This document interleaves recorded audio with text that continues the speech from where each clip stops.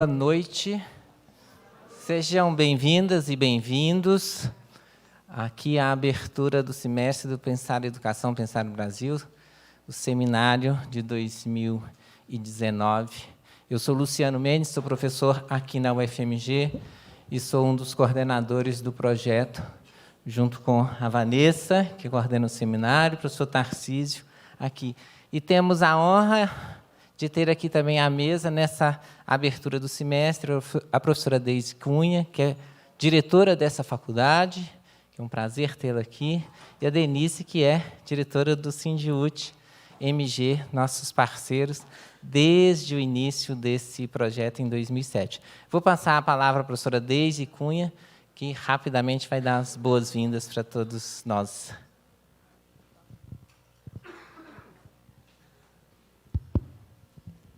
Eu sempre fico emocionada em algumas sessões especiais. Esse projeto é muito especial para nós. Agora eu fiquei emocionada de ver a Amelinha sentada ali. Ei, Amelinha, muito bem-vinda, devia vir mais à Faculdade de Educação. Nós gostamos muito de você. E a Amelinha, eu acho que ela, professora, Maria Amélia de Castro Giovanetti, professora do Departamento de Administração Escolar, comigo, quando eu cheguei, né? A gente aprende muita coisa nessa faculdade, né? O projeto Pensar, ele não ia nascer em qualquer lugar, com essa abertura, com essa envergadura, né? Com esse alcance, né? Nacional que ele já tem, projeto único, né? Está perfeitamente justificado nessa faculdade. Eu acho que olhar a Amelinha me faz lembrar isso também, porque a Amelinha colocou as pedrinhas de toque dela nessa faculdade, né, nessa discussão com os movimentos sociais, né? E eu acho que, de alguma forma, o jornal Pensar, o projeto Pensar, ele reúne essas qualidades, né, do acadêmico, com a difusão, que tem uma interface muito grande com a extensão, né? A ideia de chegar nos movimentos, né? Nas práticas, né? De dialogar com essas práticas, de criar pontes, né? Isso não me é definitivamente estranho nessa faculdade, né, Amelinha? Faculdade que a gente construiu, né? Tantos anos. Então, acho que ver a Amelinha me fez lembrar isso e me fez ficar emocionada, né? E, claro, agradecer a todos que fazem esse projeto, né, pela envergadura dele mesmo, nesse contexto que a gente está vivendo, né. Ele cumpre um papel acadêmico de difusão científica que está na moda, né. No mundo inteiro se discute a necessidade de levar, né, e de abrir um diálogo com essas populações que não são inscritas efetivamente na universidade, que não são alunos, né.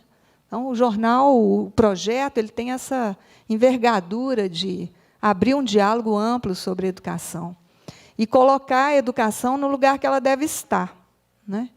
Que não é só na escola, né? A educação é um problema nacional, um problema de todos nós, né? Mas eu acho que tem uma outra coisa que precisamos pensar nessa conjuntura. Eu estou um pouco confusa hoje, mas eu estou querendo falar isso. Essa conjuntura que a gente está vivendo, que é uma conjuntura política dificílima para todos nós, estejamos onde estivermos, né? Eu estou na gestão, estou sentindo isso na pele todo dia, mas essa conjuntura, acho que ensina para nós, esse revés democrático no Brasil, ele ensina para nós, e essa conjuntura adversa, a necessidade de projetos como esses, né? Porque é preciso transformar as coisas lá no território onde elas, de fato, fazem diferença, né? Esse projeto tem esse objetivo, né, de discutir e abrir o diálogo com quem está na ponta, né, com quem está enfrentando essa conjuntura, né, e sofrendo os reveses democráticos, né, do ponto de vista do direito à educação, com quem está na ponta. É preciso assegurar uma mudança de cultura, e mudança de cultura pedagógica, mudança de cultura política, lá no território onde as coisas acontecem, né? Lá no território onde a escola acontece, a educação acontece. Eu acho que esse projeto, então, ele está na moda, né, pela difusão científica que está na moda no mundo inteiro, mas ele é extremamente atual do ponto de vista político para nós, né? Ele tem esse objetivo de fazer tudo isso que eu acho que a gente precisa fazer, não é isso, colega do Sinjut, né? Que é dialogar com quem está na ponta, fazendo as coisas, né, e sofrendo esse revés lá no território onde a educação acontece. Então, eu só tenho que me orgulhar muito dessa faculdade, e me orgulhar muito desse projeto, né? Espero que ele tenha longa vida. Até 22? Não, vai. Não, nós esperamos que ele dure mais uns 100 anos, que ele faça um século, né? Que ele cresça, cresça, cresça muito, né? E que a gente saia desse momento político e econômico mais fortalecidos, né? Aprendendo a dialogar com quem faz a diferença. Então, é isso aí. Bom trabalho para nós. Eu vou pedir desculpa, já pedi desculpa à Nilma, que é minha amiga de coração, colega de departamento. Eu não vou poder ficar até o final. Eu nem tenho conseguido ficar muito até o final, porque eu estou chegando aqui muito cedo. Mas eu tenho certeza que a Nilma, brilhante, vai nos blindar essa noite, vai ficar registrado no YouTube, e todo mundo pode ver, depois pode recuperar essa aula que nós vamos ter hoje, né? É isso aí. Obrigada, Lu.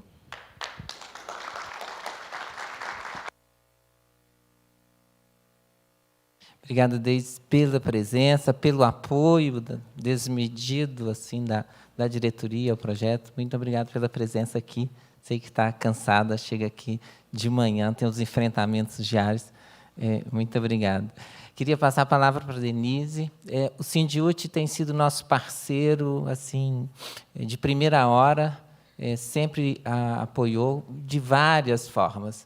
E hoje, se a gente mantém parte das atividades do projeto, se deve a uma parceria sistemática que a gente tem feito com o Sindiut, com o apoio do Sindiut ao projeto. Obrigado, Denise. Obrigado pela presença e obrigado ao Sindiut por nos apoiar nesse projeto.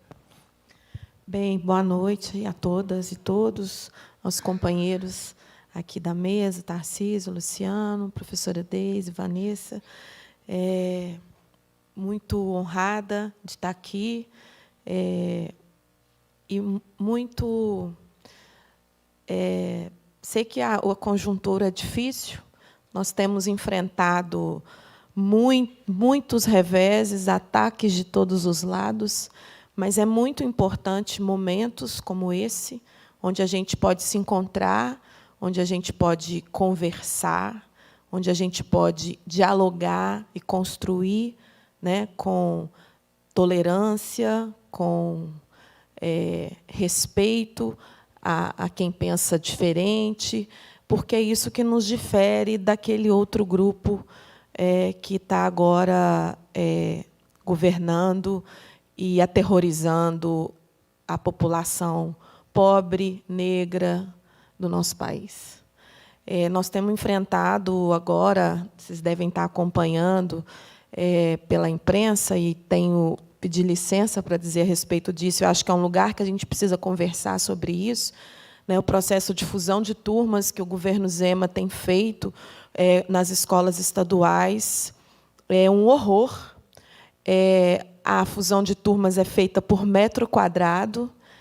As inspetoras escolares e a equipe da Secretaria de Educação mediu as turmas e concluiu que caberiam 40 alunos em determinadas salas das escolas estaduais de Minas. Só que eu brinquei ontem, assim, né? Porque não é brincadeira, mas tem hora que a gente precisa trazer humor para as coisas.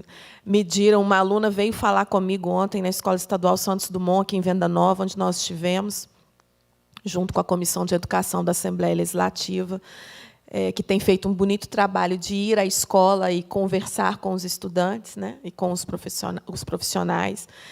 A aluna me disse assim, eles mediram a sala, mas mediram quando a gente estava do lado de fora. Não mediram a sala com os alunos lá dentro. E a situação é surreal.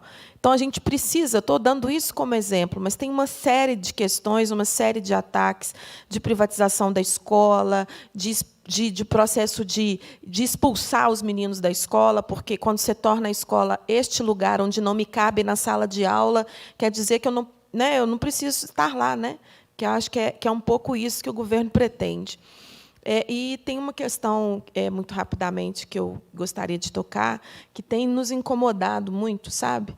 Porque a gente tem um grupo muito grande de profissionais que está chegando agora na rede estadual e que nós temos muita dificuldade em dialogar com essas pessoas, sabe? Então, eu acho que aqui na universidade, aqui na Faculdade de Educação, nos cursos de licenciatura, que a gente tem condições de modificar essa realidade e interferir nesse processo de alienação que a gente está enfrentando no nosso país. Então, eu queria muito desejar um bom debate aqui para nós, um bom início de semestre, dizer que a parceria com o Sindiúti continua, tá? E que a gente tem muito apreço e somos muito orgulhosos dessa parceria. Então, podem contar conosco. Às vezes a gente dá uns bolos em vocês, né? Mas é por conta da conjuntura, né? Tem que ir no programa, não deu. Então, assim, a gente vai tentar, se a conjuntura não nos atropelar, né, mas a gente tem que trabalhar para que ela não nos atropele, a gente consiga fazer os debates que são importantes e são necessários. Para encerrar, queria saudar o professor Miguel Arroio, que é nosso patrono o nosso sócio do Sindiúti, honorário do Sindiúti.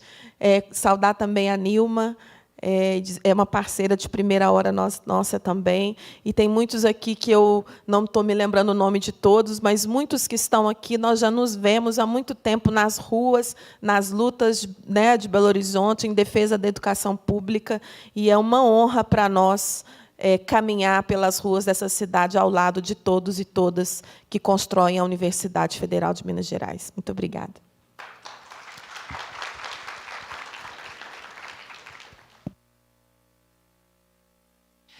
Para quem vem pela primeira vez e aqueles que estão acompanhando o projeto Pensar a Educação, Pensar o Brasil, desenvolve um conjunto de ações, enfim, esse seminário anual desde 2007, um programa de rádio também desde 2007. No próximo mês, agora faz 12 anos o projeto, não é isso, Tarcísio? No rádio, 12 anos. Então, tem uma revista de divulgação, a Revista Brasileira de Educação Básica, uma revista de revisão bibliográfica, Pensar a Educação em Revista, uma coleção de livros. Inclusive, a gente está lançando um livro hoje, né, com artigos do professor Miguel Arroio, Gaudêncio Frigoto, Rodrigo Edmilson, não sei se está aí, Juarez Dairel, vários colegas que participaram do projeto e do livro, e Observatório da Divulgação Científica, enfim. Esse seminário é também ofertado sistematicamente como uma disciplina do programa de pós-graduação, com matrícula aberta tanto para os alunos do programa como aqueles que, não sendo alunos do programa ou alunas, queiram se matricular. Todo semestre, então, a gente tem um grupo. Sejam bem-vindos e bem-vindas aqueles que estão matriculados na disciplina. Esse semestre, o tema escolhido o ano passado, né, para ser esse ano, ao longo de todo o ano, as 8 conferências sobre a temática da educação democrática. Claro que a gente sempre, o professor Miguel Arroio aqui, e junto com ele todos os nossos conferencistas, a conferencista do primeiro semestre, todos chamaram a atenção para a importância de discutir as tradições democráticas na relação com as tradições profundamente autoritárias que a gente tem. Então, quem pôde ouvir o professor Miguel, ele discutiu bastante isso com a gente. Então, esse semestre também, todo ele será dedicado ao mesmo tema, né? E, para fazer essa transição entre um semestre e outro, nós preparamos, Tiago, nosso documentalista e fotógrafo, enfim, um tanto de outras coisas no projeto, preparou um vídeo, cineasta, tudo, né, tudo isso, mais alguma coisa, preparou um vídeo para fazer essa transição com as 4 conferências proferidas no primeiro semestre. Então, nós vamos assistir um vídeo rápido. Hein? Oi? Então, nós vamos assistir e, em seguida, logo em seguida, então, a gente inicia com a conferência da professora Nilda, com a Nilma, desculpa, da professora Nilma Lino Gomes, aqui, que então será apresentada também pela Vanessa. Então, agradeço mais uma vez a Deise, a presença da Denise também, e vamos assistir o documentário, o vídeo que nos foi organizado pelo Tiago. Verticalidade e não na busca de consensos e nas maiorias, não é? E eu acho que isso é uma enorme ameaça para a educação escolar hoje. A educação básica, ela é um conceito novo porque ela torna indivisíveis as 3 etapas. A escola tem que ser, primeiro, um lugar de proteção de vidas ameaçadas. A democracia é uma conquista e é uma conquista diária.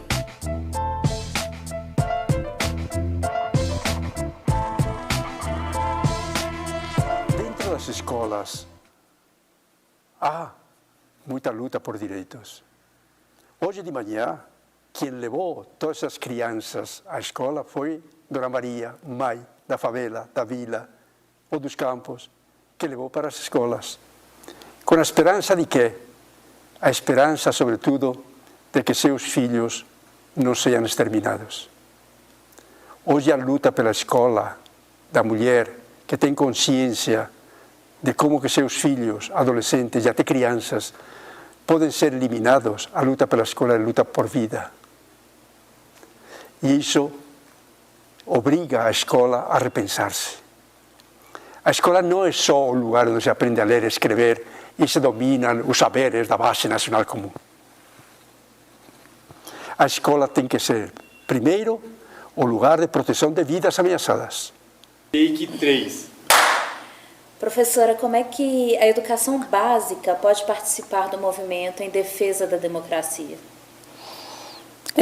Nós temos hoje digamos, como eu penso, democracia é uma conquista e é uma conquista diária. Né? Então, a gente ensina a democracia.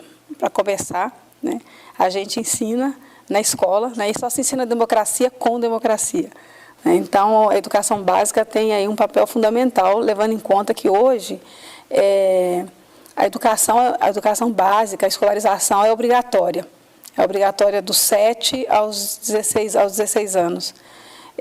Isso significa dos 6, né? Na verdade, dos 6 aos 16 anos, né? Aos 17 anos. Educação fundamental, infantil, fundamental e média. Né? Então, hoje, né, nós temos um contingente muito grande de crianças e adolescentes que estão nas escolas, né? E estão aprendendo ali. Né? As horas que eles passam ali, né, eles não podem estar isentos dessa possibilidade de vivenciar processos de escolarização fundados na democracia. Então, eu penso que essa é a primeira contribuição, a contribuição que parte de dentro da escola. Da maneira como a escola se pensa, se organiza, se estrutura cotidianamente, tanto do ponto de vista dos processos de aprendizagem, como os processos de gestão, porque é ali, na vivência cotidiana da democracia, que a gente vai ensinando a democracia e as crianças e jovens vão entendendo de democracia. E isso, de alguma forma, vai... isso fortalece e isso vai criar, desenvolver nessa criança, nesse jovem, nessa jovem, esse espírito democrático, essa necessidade de entender como que a democracia ela tem que ser cotidianamente resguardada. Né? A educação básica, ela é um conceito novo porque ela torna indivisíveis as 3 etapas da educação infantil, do ensino fundamental e do ensino médio como direitos do cidadão. E, nesse sentido, há uma indivisibilidade neste conceito e neste direito. Então, é pela primeira vez que você tem num ordenamento jurídico nacional, não é? A gratuidade nessas 3 etapas, você tem a obrigatoriedade nessas 3 etapas. Portanto, elas perfazem, né, por assim dizer, aquele caminho que termina com a obrigatoriedade aos 17 anos, que é, por assim dizer, a porta de entrada para o sujeito, aos 18, poder atuar como um cidadão, se ele quiser fazer o prosseguimento de estudos pela via profissional específica, ou se ele quer fazer o prosseguimento de estudos no ensino superior. Então, nesse sentido, a educação básica, ela tem, de um lado, esse sentido universalizante, de abranger todos e todas, e, de outro lado, ela tem um sentido de indivisibilidade nas suas 3 etapas. E isto é realmente um apanágio, por assim dizer, do aspecto mais amplo da democracia no âmbito da educação. Professor, esse movimento reacionário, ele ataca em diversos pontos a escola, ou interfere em diversos pontos a escola. Quais desses pontos o senhor acha mais relevante da gente pensar e estar atento? Olha, eu não sei qual é o mais relevante, são tantos, né? Inclusive aqueles que negam a escola. Eu vou começar por esse, não é? Que estou me referindo ao último projeto de lei enviado pela Presidência da República à Câmara dos Deputados, que institui no Brasil um ensino domiciliar. Ou seja, os pais podem montar uma espécie de redoma protetora para os seus pimpolhos e pimpolhas dentro de casa, de modo que eles não sofram os efeitos desse mundo terrível lá fora, não é? E a educação, a escolarização estreitíssima, porque tratará no máximo apenas dos conteúdos, não das relações humanas que se desenvolvem dentro da escola, não é? Apenas essa dimensão da educação escolar vai acontecer. Isso eu acho que é extremamente grave. Mas é muito grave também o oposto, não é? O tipo de concepção a respeito da escola que institui controles, não é? Como essa da educação cívico-militar, que põe PMs e bombeiros a controlar as escolas. Escola sentido, direita a volver, alto. Não é? Esse tipo de ordem, não é, de imposição a que todos devem seguir. Esse tipo de gestão que é baseado na verticalidade e não na busca de consensos e nas maiorias, não é? E eu acho que isso é uma enorme ameaça para a educação escolar hoje. Meu próximo livro vai ser sobre vidas ameaçadas. E vou insistir nisso, tocarei um pouquinho hoje aqui, como hoje temos que educar os professores como protetores de vidas ameaçadas. Tá? Segunda coisa, temos que educar os protetores para entender esses gestos da mulher que leva seus filhos para garantir o direito à vida, que é o primeiro direito de todo ser humano, o direito à proteção, o direito à saúde, o direito... Temos que entender que essas mulheres fazem parte de coletivos que lutam por terra, por teto, por água, por vida, por saúde, por educação. O que fazer? Qual é a função da escola para ela participar democraticamente? Fortalecer esses movimentos. A função da escola, como te falei antes, não é ela sozinha não vai resolver. Mas tem uma função muito importante. Já que eles chegam conscientes, lutando por direitos, a função da escola é que entendam 2 coisas. Primeiro, quem nos nega os direitos? Que estruturas brutais de concentração da renda, de sem teto, de sem trabalho, de sem saúde, que estruturas são essas? Quem são os opressores? Segundo, fortalecer suas lutas por libertação. Eu acho que se a escola faz isso, que a criança negra entenda que não é negra porque, ou que é negra porque é pobre, e não é pobre e virou negra, se entendam isso, que entenda que está na favela porque alguém se apropriou da terra e eles não têm, ou porque o pai está desempregado, que entendam isso fortalecerá sua autoimagem, fortalecerá suas lutas para continuar lutando por direito à vida, a casa, a moradia, a educação, a saúde, a ser gente.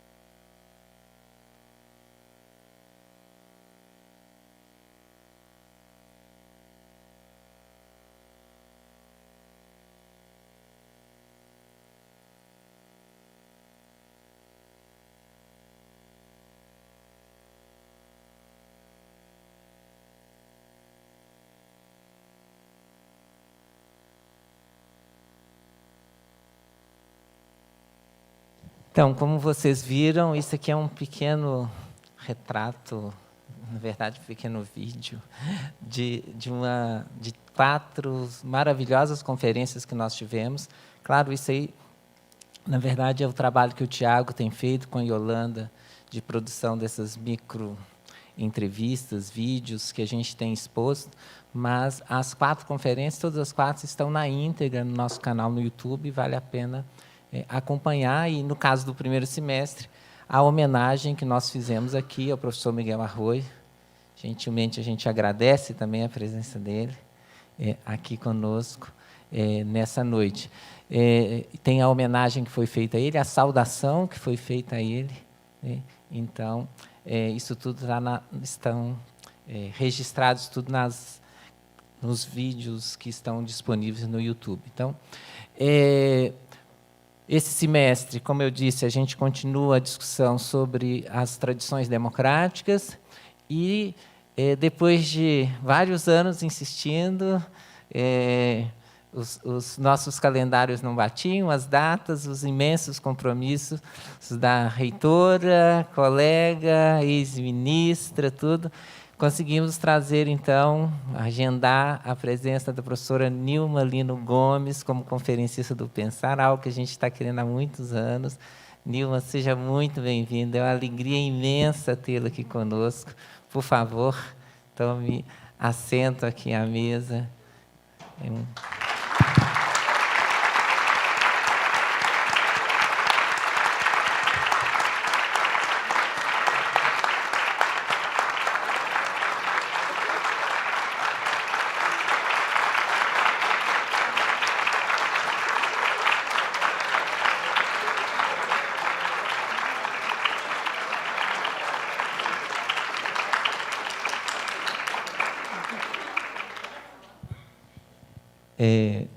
E isso que eu estou falando da nossa vontade de ter a Nilma aqui conosco há vários anos, enfim, isso é super verdadeiro. A gente tem também uma experiência que a gente tem feito há 16 anos, que é um seminário em Lavras Novas, um colóquio em Lavras Novas.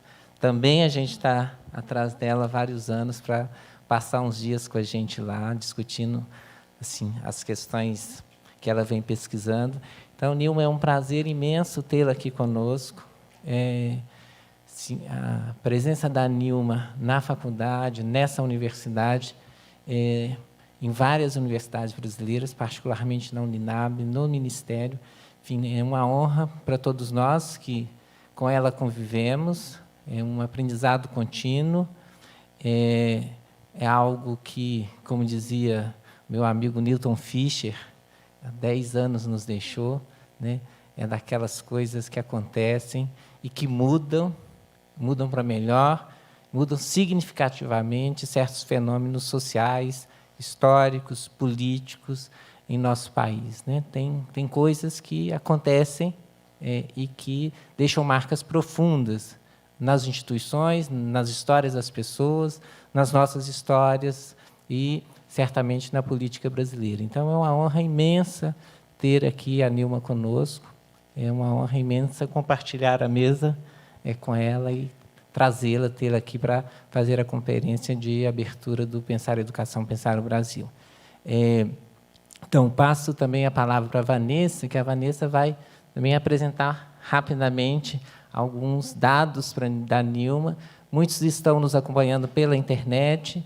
Então, também agradeço a presença daquelas pessoas que estão nos acompanhando e participando do debate. Então, passo para a Vanessa, que é, junto conosco, uma das coordenadoras dessa ação do Pensar, que são os seminários.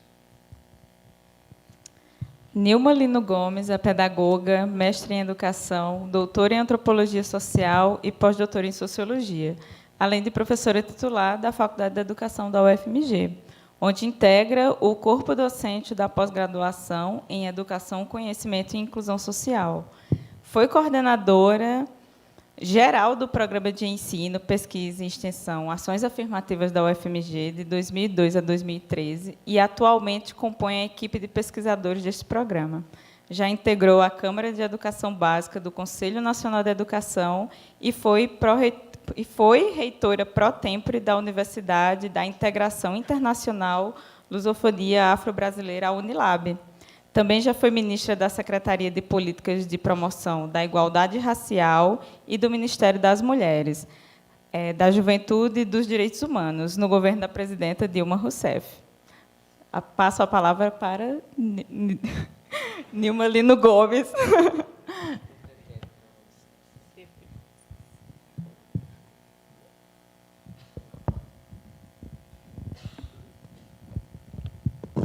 Uma boa noite para todas e para todos. É um grande prazer estar aqui no Pensar Educação, Pensar o Brasil. É um grande prazer ter sido convidada para estar aqui com vocês. Eu me lembro que eu tive com o professor Emerson, e ele me relembrou, Luciano, que em 2014, quando reitora da Unilab, eu estive aqui e vim apresentar o meu trabalho na universidade, o grande desafio da implementação da Unilab. E é muito bom poder voltar agora, nesse outro momento, para compartilhar com vocês. É um prazer estar aqui na mesa com a nova geração, né, Vanessa, e a nossa geração. Não tão nova assim, mas também não tão velha, né, Lu?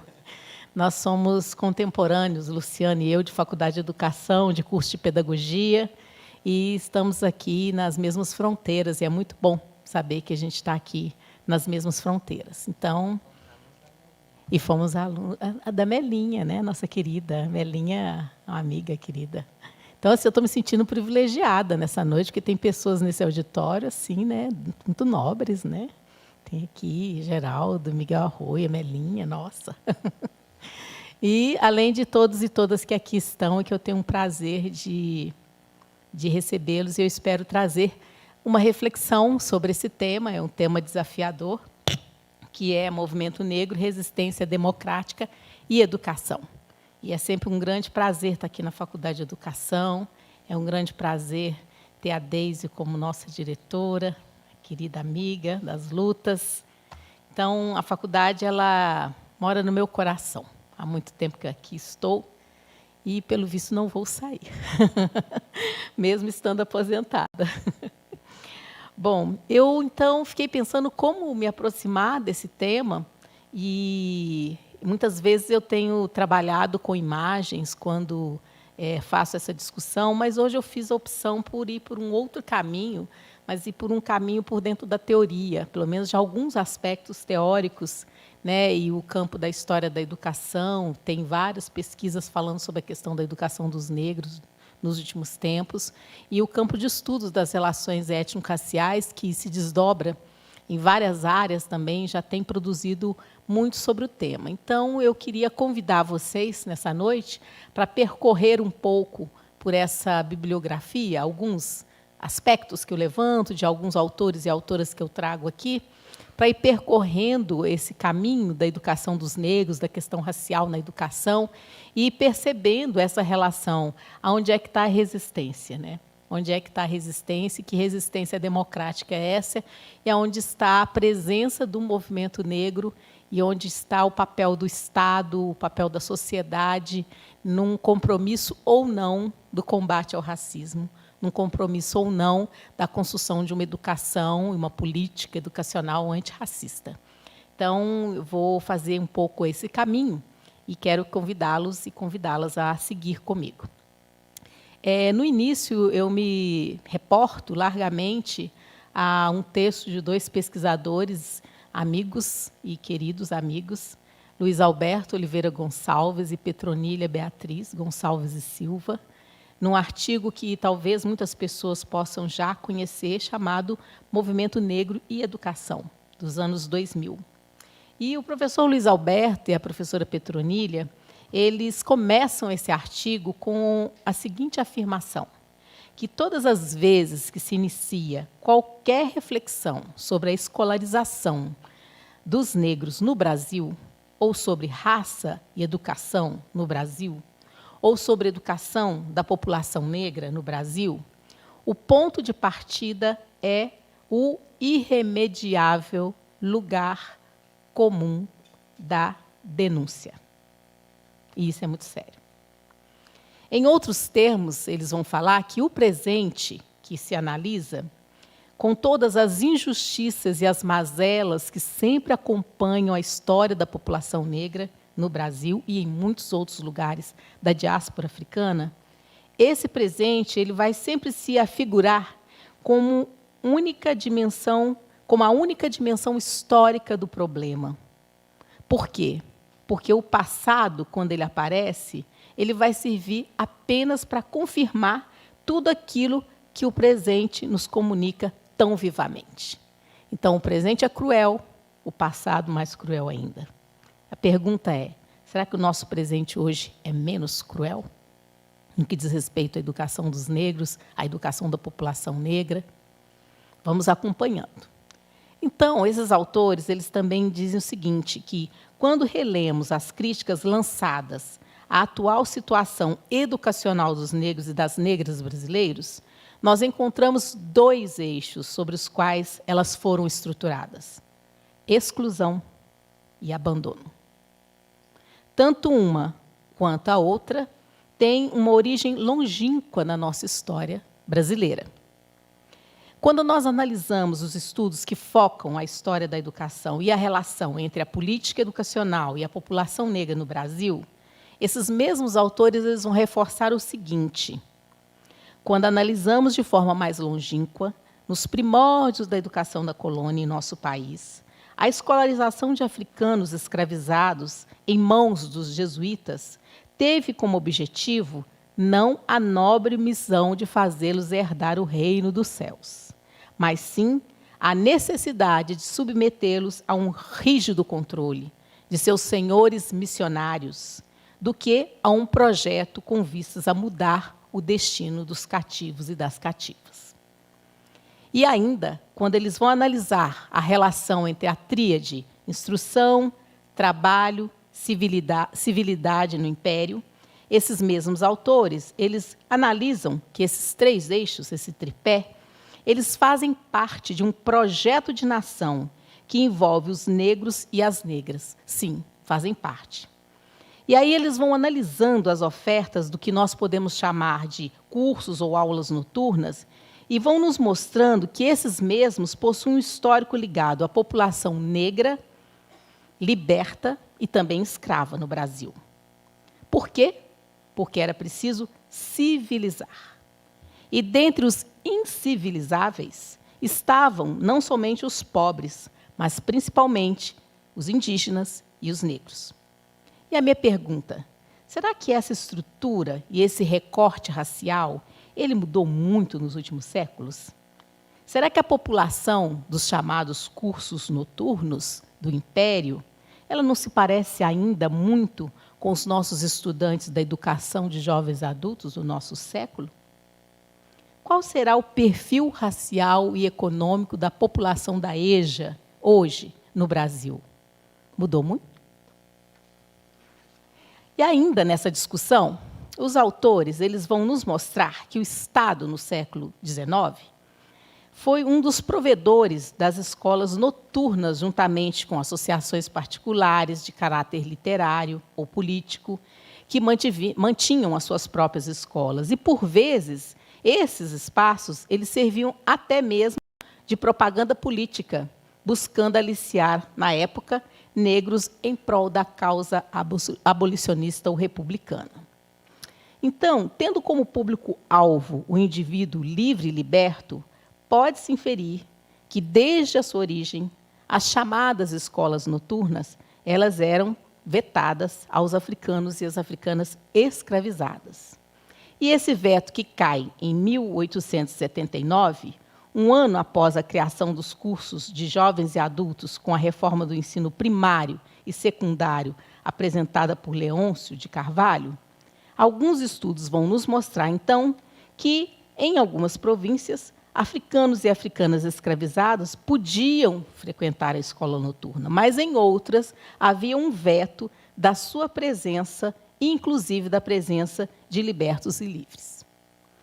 Caminhando um pouco mais para frente, Marcos Vinícius Fonseca, nosso professor da UFOP, quando ele estuda a educação das crianças negras, como nós sabemos, nas 2 décadas que antecederam a abolição, ele vai desenvolvendo um argumento segundo o qual, nesse período, surgiram no próprio escalão do governo imperial ideias que preconizavam a educação dos libertos como uma medida complementar, e uma medida complementar e necessária para a abolição.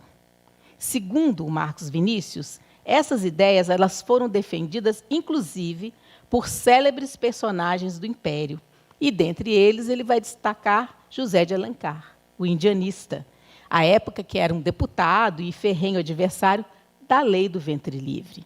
E por que ele e outros eram adversários da lei do ventre livre? Porque se recusava a aceitar a ideia de libertar o cativo antes que este fosse educado, ou, para usar as próprias palavras de José de Alencar, fosse redimido da ignorância, do vício, da miséria e da animalidade. Então, como nós podemos ver, o olhar dos ilustrados da época era de que os africanos escravizados e seus descendentes eram seres ignorantes, muito próximos à animalidade, como se essas características elas fossem congênitas. Não estava em questão a condição subhumana que essas pessoas, hoje, nós entendemos pessoas, naquela época não eram pessoas, para aquele grupo, para as elites, elas eram relegadas pelo processo da escravidão. Essa condição subhumana não estava colocada. Por quê? Afinal, não eram pessoas. Eram coisas, eram peças, eram animais. E considerando todas essas tensões entre o Estado e os senhores de africanos escravizados do século XIX, e todos esses debates em torno da lei do ventre livre, Marcos Vinícius, o autor, ele analisa que a solução que o Estado, tomada pelo Estado, de ter deixado que as crianças negras e livres ficassem, à época, em poder dos senhores, foi condená-las a receber o mesmo tratamento dispensado aos escravos e, consequentemente, a mesma educação. Ou seja, qual era o tipo de educação? Era aquela que se guiava pela chibata. Essa era a forma de educar as crianças. E, nesse processo, a resistência negra acontecia. Onde ela acontecia? Nas senzalas, nas revoltas, nos quilombos, nos abortos, nos assassinatos de senhores e senhoras de escravos, nas alianças abolicionistas, na compra da alforria, nas irmandades, num tipo de sincretismo que ia se configurando entre deuses, orixás, santos cristãos, e entre outros. E aí, os nossos dois autores primeiros, Luiz e a Petronilha, eles vão nos alertar para o fato de que, quando nós saímos do século XIX e entramos no século XX, nós vamos nos deparar com um abandono a que foi relegada a população negra. A maior parte dos estudos eles vão retratar que a situação dos negros, principalmente nas áreas urbanas, no período em que algumas cidades do país vão iniciar o seu processo de modernização, a sociedade vai passando por processos de mudanças bruscas, de valores, que vão sendo associados a profundas modificações no próprio mercado de trabalho, e, nesse processo, a população negra ali estava. E, concordando com Florestan Fernandes, eles vão nos chamar a atenção de que, nesse processo de profundas mudanças sociais do Brasil, que favoreceu uma certa estratégia de mobilidade social de vários setores, que vão emergindo o que nós vamos chamar hoje dos primeiros protestos negros no Brasil, como um formato de um ator coletivo mais moderno, se é que eu posso dizer assim, e que vai se construindo uma outra cena política com negros e negras lutando contra todas as formas de dominação social. Embora o processo da abolição não estivesse tão longe assim, as formas de resistência negra já começavam a ficar mais refinadas em termos de uma forma organizativa, associativa, coletiva, lutando contra a dominação. E esse poder de mobilização dessas organizações, que teve uma grande presença, principalmente nas capitais, ele começa, então, a desvelar, digamos assim, desde esse momento, o que depois nós vamos trabalhar mais tarde, o próprio movimento negro mais contemporâneo vai trabalhar mais tarde, que era superar a ideia de uma determinada harmonia racial. E isso é muito interessante, porque o Brasil vem se construindo num histórico de violência em relação à escravatura, em relação à forma como os africanos e africanas libertos foram ou não incorporados na sociedade, mas é esse mesmo Brasil que vai tentando dar uma resposta internacional para o que acontecia com a sua população aqui. Uma população que o Brasil via enegrecer, mas que ele queria que ela se embranquecesse. E essa tendência ela foi mantida praticamente ao longo de todo o século XX.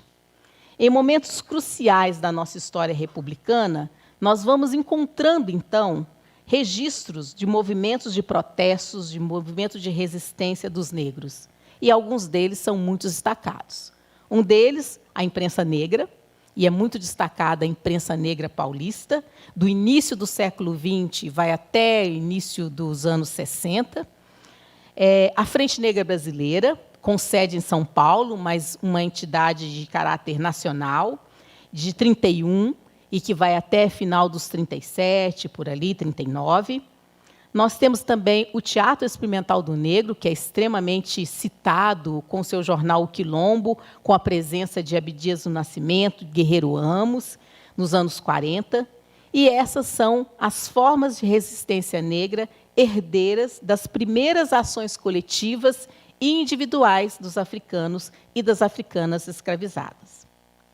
Então, avançando um pouco mais para a gente pensar os anos 80, no século XX, após os anos de enfrentamento da ditadura militar no Brasil e de denúncia ao racismo, esse movimento negro, já como um ator coletivo mais organizado, ele vai assumindo um outro caráter, um caráter nacional. E ele vai reunindo entidades negras e organizando entidades negras em todos os lugares, ou em vários lugares do Brasil, que tem como foco a defesa da democracia e, ao mesmo tempo, a luta contra a ditadura. E, nessa dupla, também se focava a denúncia de que o Brasil era uma sociedade racista. Então, as organizações do que vem se constituir esse movimento negro contemporâneo, que hoje nós vivemos no século XX e no século XXI, essas organizações elas desempenham vários papéis no interior da população negra. Nós podemos dizer que eles são e elas são polos de agregação.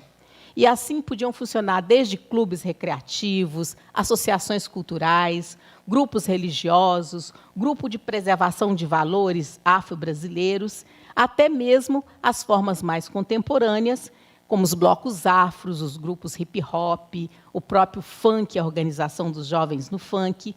E hoje a gente tem ainda uma outra profusão de formas de organizações dos negros e das negras, quer seja como um movimento negro do século XXI, como eu costumo dizer, ou quer seja negros e negras em movimento, não necessariamente vinculados a uma forma organizativa ou uma associação, mas que são sujeitos que fazem a luta antirracista e fazem essa luta nos mais diversos lugares onde estão.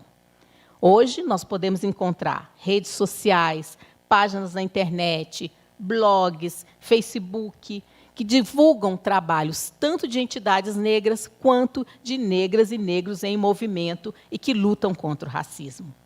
Também nós vamos encontrar inspirações individuais, como os youtubers e as youtubers negras, páginas femininas que falam sobre a questão da estética, do cuidado com a beleza, das fases do corte dos seus cabelos crespos, do processo da transição e a dureza do processo da transição, que são fases constituintes de processos identitários de jovens negros e negras que muitas vezes não sabem que a sua inspiração de uma afirmação identitária ela está enraizada em lutas negras, em movimentos negros, em ativistas e ativistas negras do passado e do presente, que enraizam em nós uma luta e uma resistência identitária. E aí, a pergunta é, se nós temos essa rápida digressão histórica e fomos vendo como que a colônia e o império tratava a questão racial. Se a gente perguntar pela República, há muitos colegas que falam comigo, Nilma, nós temos que ser republicanos. A República é o que trouxe para nós uma densidade, uma unidade de luta democrática. A pergunta é, será que a República trouxe isso para todos e todas? E a população negra e a relação dela com a República e a educação? Qual foi?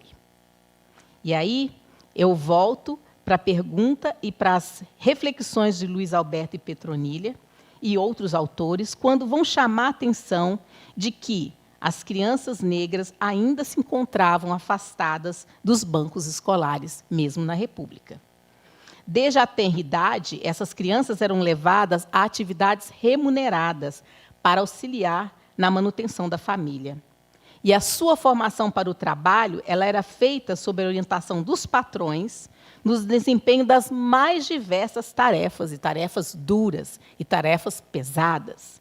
E a minha pergunta é, mesmo com a maior democratização da educação básica e as nossas políticas sociais do momento mais presente, será que a relação entre a criança negra, a educação, a pobreza e o trabalho infantil foi superada? Se não foi superada, por quê? Por que essa longa duração, digamos assim, tomando de empréstimo um conceito da história, em relação a uma situação de abandono e de exclusão, como Luiz Alberto e Petronilha abrem o seu artigo, e eu fiz também a abertura dessa palestra.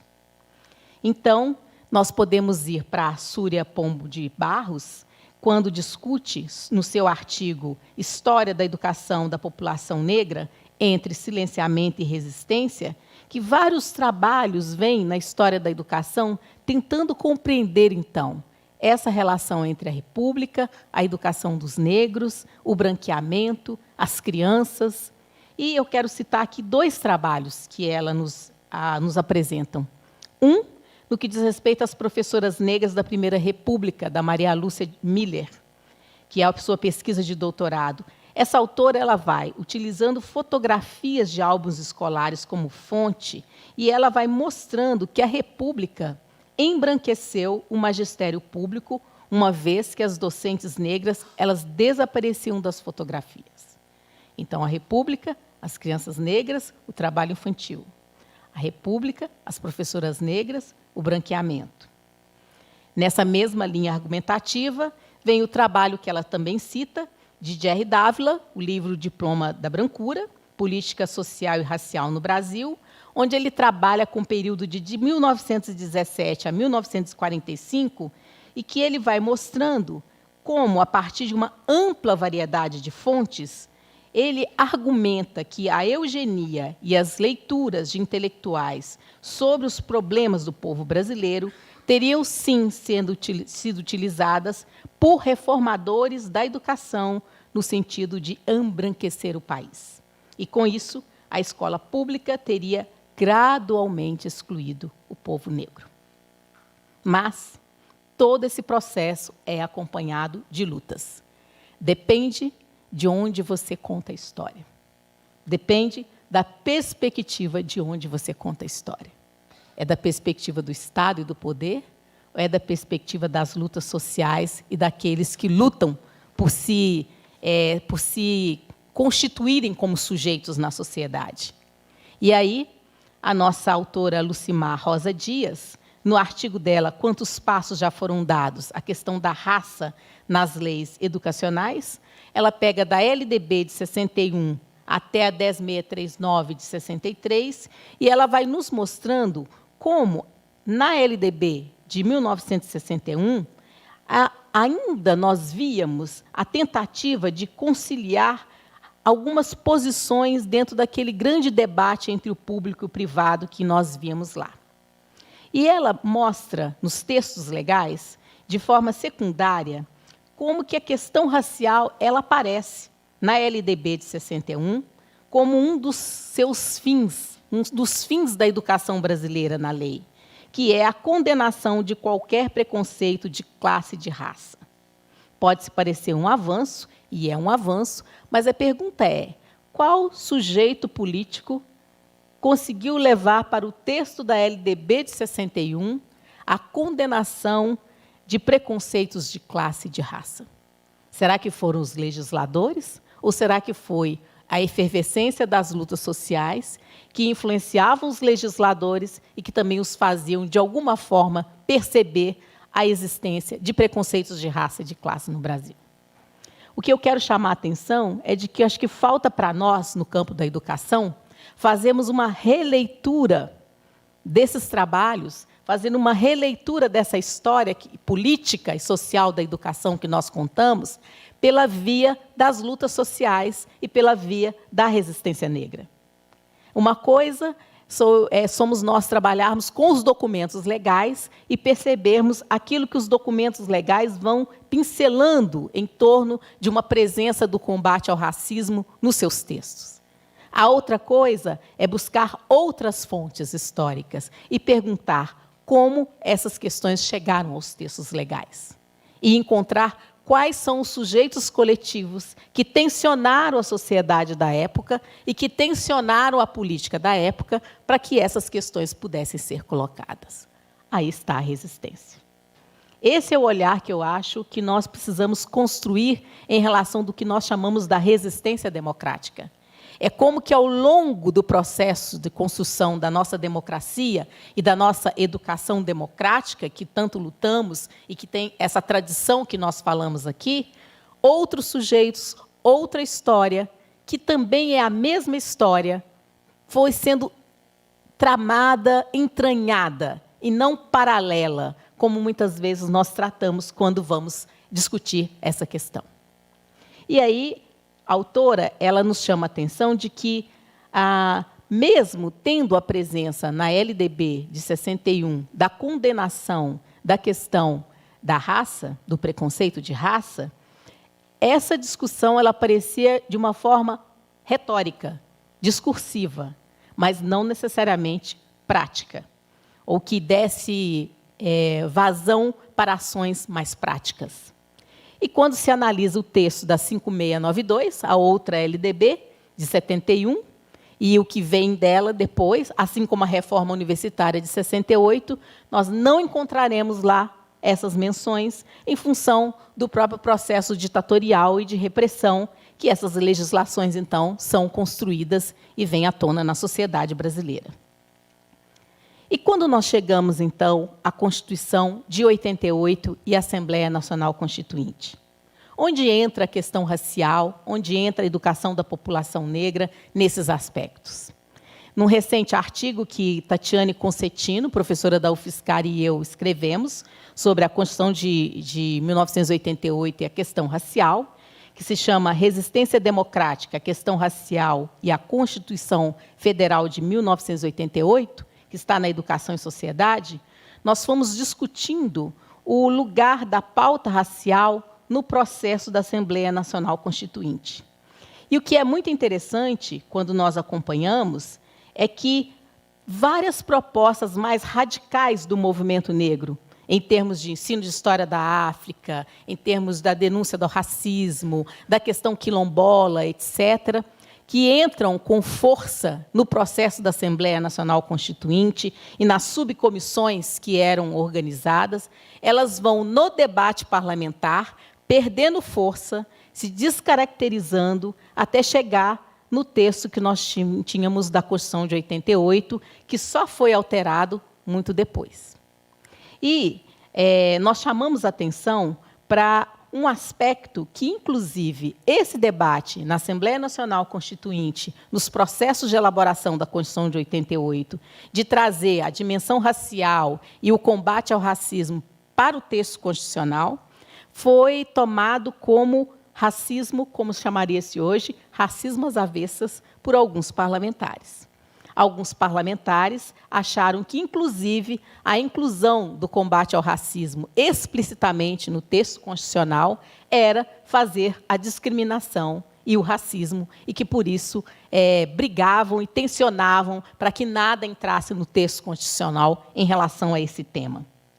Mas o movimento negro lá estava tensionando no processo constitucional. Um grande encontro sobre o negro na Constituição brasileira foi realizado nos mesmos momentos da Assembleia Nacional Constituinte e conseguiu-se, nesse processo, uma subcomissão dos negros, população indígenas, pessoas deficientes e minorias no próprio processo da Assembleia Nacional Constituinte. E também tivemos a atuação dos poucos parlamentares negros e negras existentes na época, alguns persistentes até hoje, e eu faço questão de citar Benedita da Silva, Carlos Alberto Caó, Edmilson Valentim e Paulo Paim, alguns até hoje na cena política. Não era possível a gente verificar, quando nós escrevemos esse artigo, todas as entidades do movimento negro que estavam no debate da Assembleia Nacional Constituinte.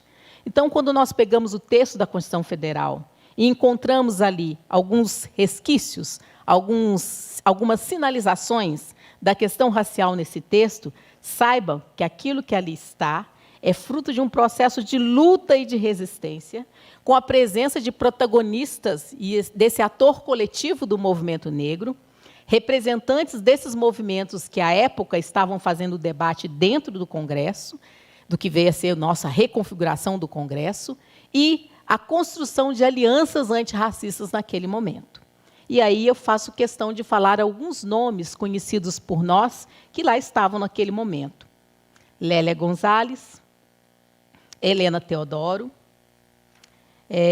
os Centros de Estudos Afro-Brasileiros, como uma organização, o Instituto Nacional Afro-Brasileiro, o Núcleo Cultural de Girocã da Bahia, o Conselho de Entidades Negras da Bahia, o Centro de Estudos Afro-Brasileiro, representantes do Teatro Experimental do Negro, naquele momento, naquela época, do Conselho da Comunidade Negra de São Paulo, Joel Rufino dos Santos, Gilberto Gil. Alguns desses nomes que lá estavam e que são responsáveis pelo que a gente conseguiu de avanço na legislação e na política educacional em relação à temática racial. E não podemos esquecer de Abdias do Nascimento, que de 83 a 87 foi o nosso primeiro congressista, deputado federal e, mais tarde, senador. Então, no que se refere à LDB, também a luta foi longa. E também a resistência negra e a resistência do movimento negro ali apareceu. A questão racial, ela, nos primeiros momentos, nos primeiros textos da LDB, ela não vai aparecer como uma preocupação do Estado, lá na sua gênese, em 1996. Basta pegar o texto da LDB de 96 e comparar com o texto da LDB hoje, com as várias mudanças que nele aconteceu. Ela só vai ter uma mudança significativa em relação à questão racial e à educação dos negros em 2003, com a alteração da Lei 10.639. E depois, em 2013, quando é inserido também a questão do combate ao racismo dentro da releitura que se faz da LDB, no que diz respeito à formação dos profissionais da educação. Então, o que eu quero chamar a atenção? É de que, nesse processo, a partir dos anos 2000, uma mudança vai acontecendo no Brasil em termos da sua política e da luta por um aprimoramento da democracia. E não é coincidência que, quando nós temos o primeiro governo federal que o campo da esquerda assume esse poder, comprometido com as lutas dos movimentos sociais, é que nós vamos ter uma presença maior da questão racial, não só na educação, mas como num cômputo maior das políticas que nós temos no Brasil. E aí, vamos lá. CEPIR, em 2003, Secretaria de Políticas de Promoção da Igualdade Racial. 2004, SECAD, no MEC, Alfabetização, Diversidade e Inclusão. A SECAD era acompanhada por uma comissão assessora chamada CADARA, que nem sei se todo mundo conhece, era uma comissão formada por movimentos negros, universidade, núcleos de estudos afro-brasileiros e representantes do MEC, que assessoravam o Ministério da Educação em relação à temática racial, e especificamente a SECAD. A partir de 2003, nós tivemos um crescimento de núcleos de estudos afro-brasileiros e alguns afro-indígenas em universidades públicas e privadas, e muitos desses núcleos surgiram em função de recursos orçamentários vindos do Ministério da Educação, alguns da Secretaria de Ensino Superior desse Ministério e outros da SECAD, que, na negociação entre o movimento negro e o Ministério da Educação, chegou-se à conclusão que era preciso investir recursos públicos para o fortalecimento de pesquisas e formação de núcleos de estudos afro-brasileiros nas universidades, públicas e privadas. Nós estávamos em tempos de debate das ações afirmativas e tivemos as primeiras experiências de cotas raciais em 2003, na UERJ, no estado do Rio, e na UNEB, na Bahia. E a sociedade e a universidade, nesse contexto, estavam pressionadas ainda mais pelo movimento negro, que havia voltado fortalecido da Conferência de Durban, em 2001, na África do Sul, quando o Brasil assumiu publicamente, internacionalmente, que iria implementar políticas de ações afirmativas para combater as desigualdades raciais no Brasil. Desigualdades essas que foram atestadas pela própria pesquisa do IPEA, patrocinada pelo próprio governo federal, para fazer um mapeamento das condições da população negra no Brasil, no trabalho, na educação e etc. E, talvez nem todos saibam, mas na Lei 12.288 de 2010, que é o Estatuto da Igualdade Racial, ele reitera toda a alteração da LDB, feita pela 10.639, e ele tem, numa seção, a seção 2, dos artigos 11 até o artigo 16, uma ampliação dos deveres do Estado para com a educação das relações étnico-raciais. E esse Estatuto da Igualdade Racial, lamentavelmente, nem sempre é conhecido pelas educadoras e pelos educadores. Poucas educadoras e educadores já leram o Estatuto da Igualdade Racial e o capítulo da educação que o Estatuto da Igualdade Racial tem. Em 2013, nós tivemos mais mudanças, e aí nós tivemos a Lei 12.796, que é uma lei ordinária, que dispõe sobre a formação dos profissionais da educação e dá outras providências. E aí eu quero chamar a atenção do artigo 3º, que é, a saber, dentro dos princípios da educação, a consideração com a diversidade étnico-racial. Em 2013, essa alteração aconteceu. Em 2012, Lei de Cotas Socio-Raciais. Em 2012, Diretrizes Curriculares Nacionais para a Educação Escolar Quilombola. Em 2016, a portaria do MEC, que induz as cotas na pós-graduação. Então, o meu objetivo aqui não é fazer uma digressão histórica, exaustiva e política da questão racial e educação dos negros, mas é revelar que os poderes centrais, a escola, a universidade, o Estado brasileiros, nunca assumiram de fato e de frente que, apesar do nosso passado escravista, os dados mais recentes sobre as desigualdades raciais no Brasil e na educação, que a questão racial é um eixo estruturante das desigualdades na nossa sociedade, com especial destaque para a educação. Como vocês puderam ver, todas as mudanças que foram acontecendo, elas foram acontecendo num contexto de luta e de resistência, e sempre com um ator coletivo tensionando de fora para dentro o Estado, tensionando de fora para dentro a universidade, tensionando de fora para dentro a educação básica, e aí fazendo a resistência, criando o fato político, e as mudanças foram acontecendo. E todos nós usufruímos dessas mudanças. E o que eu quero chamar a atenção é que o que foi assumido até agora foi sempre por meio de pressão, de resistência, de insistência do movimento negro organizado e das negras e dos negros em movimento. E mais, como a minha tese é de que o movimento negro é um educador, esse movimento foi educando, reeducando a sociedade, o Estado, a si mesmo. E na hora que esse processo educativo, reeducativo acontecia, outros aliados não negros da luta antirracista foram se configurando nesse contexto da sociedade brasileira. A ponto de hoje, pessoas não negras entenderem que a luta antirracista também é uma luta delas. E esse processo é um processo educativo e reeducativo que tem na resistência democrática do movimento negro a sua principal ação e a sua principal mudança na sociedade brasileira. Se nós formos, então, pensar e refletir sobre todas as mudanças que aconteceram no Brasil em relação ao racismo e ao combate ao racismo, hoje é possível dizer que é mais compreensível e mais provável que nós encontremos no campo progressista pessoas não negras que entendam que é tarefa cidadã de todo e qualquer brasileiro e brasileira, de todo e qualquer grupo étnico-racial, reconhecer que a luta antirracista é um bem para a democracia e para a sociedade. Mas isso a duras penas.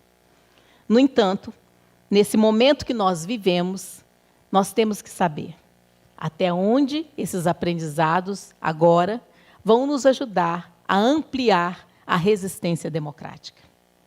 Até onde esses aprendizados hoje vão nos ajudar a não reinterpretar de forma classista toda a situação que nós enfrentamos no Brasil e entender que as dimensões raciais e de gênero fazem parte dos ataques neofascistas que a sociedade brasileira enfrenta.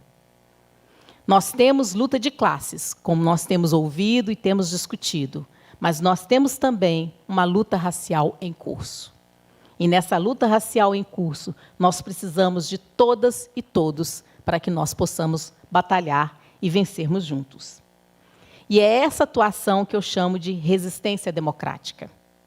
O movimento negro brasileiro, mesmo os grupos considerados os mais radicais, aqueles que o pessoal fala, nossa, professora Nilma, cheguei lá e saí correndo, mesmo esses chamados mais radicais, eles apostam no Estado democrático de direito e lutam para reinventar esse Estado democrático de direito de fora para dentro e de dentro para fora. Não é à toa que, no período de 2003 a 2016, vários ativistas negros e negras ocuparam posições dentro do Estado, ministérios, coordenações, entendendo que não bastava denunciar de fora para dentro, mas era também importante entrar e implodir de dentro para fora. E, nesse sentido, o que eu chamo de resistência democrática é essa luta por uma democracia que alcance a todos e todas, e não só os negros e as negras. Porque se há alguma coisa que eu gostaria muito que todos entendessem nessa noite, é de que a luta racial, ela nunca se constituiu um gueto. A luta racial sempre foi inclusiva. A luta racial sempre foi democrática.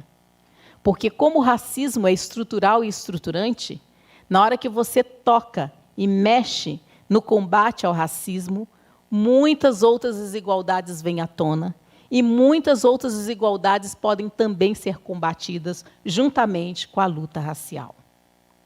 E, a partir de 2003, nós podemos ver que essa inflexão que o movimento negro faz de entrar para os setores do Estado, entrar para dentro dessa luta democrática, seja os partidos, seja organizações, seja secretarias de educação, etc., sempre com muitas lutas, mesmo assim, era em lugares não hegemônicos. Mesmo assim, eram em lugares, muitas vezes, subalternos dentro das próprias hierarquias do Estado, das hierarquias das secretarias e até mesmo dentro das hierarquias acadêmicas. Por quê? E aí eu vou caminhando para minha conclusão. O que se pode notar é que a questão racial e a educação da população negra só se tornou uma questão social devido a essa atuação de resistência e persistência de setores organizados da população negra, que no século XX vieram a se configurar com o que nós chamamos de movimento negro. Não só a educação, mas mercado de trabalho, saúde, relações internacionais, cultura, assistência social, hoje no Brasil, passaram a contemplar mais a questão negra e não o fariam se não fosse essa pressão do movimento negro e essa reeducação do movimento negro. Mas estamos em tempos de democracia em risco. E em tempos de democracia em risco, o Estado democrático de direito que tanto lutamos para construir está se transformando no um Estado autoritário. E o que o Estado autoritário reserva para as lutas sociais e reserva para as lutas negras? Privatização, extermínio e morte. Esse é o momento que nós vivemos. E toda essa história de resistência negra e de resistência democrática que nós temos aprendido com o movimento negro, é momento de juntos e juntas colocarmos em prática e construirmos outras estratégias de resistência democrática. Esse é o momento que o nosso aprendizado coletivo, daqueles e daquelas que estão nas lutas por emancipação, daqueles e daquelas que foram reeducados por essa resistência negra no movimento negro, principalmente na educação, nós estamos instados a pensar quais serão as outras formas de resistência democrática a ser construídas. E uma coisa que eu posso dizer é, elas não serão construídas se nós insistimos em hierarquizar as desigualdades. Agora é mais a classe, agora é mais o gênero, agora é mais a raça. Como conseguir a interseccionalidade nas lutas políticas?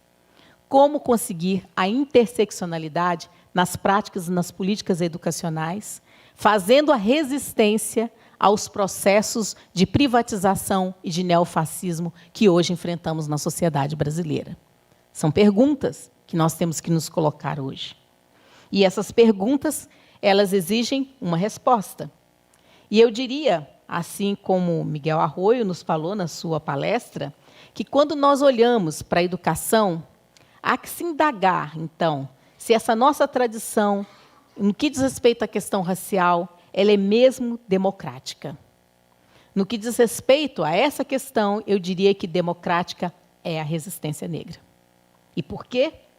Porque os direitos garantidos para toda a população negra que atentam para a especificidade da raça e do combate ao racismo, eles, por mais que sejam contundentes, ainda entram nas brechas da institucionalidade.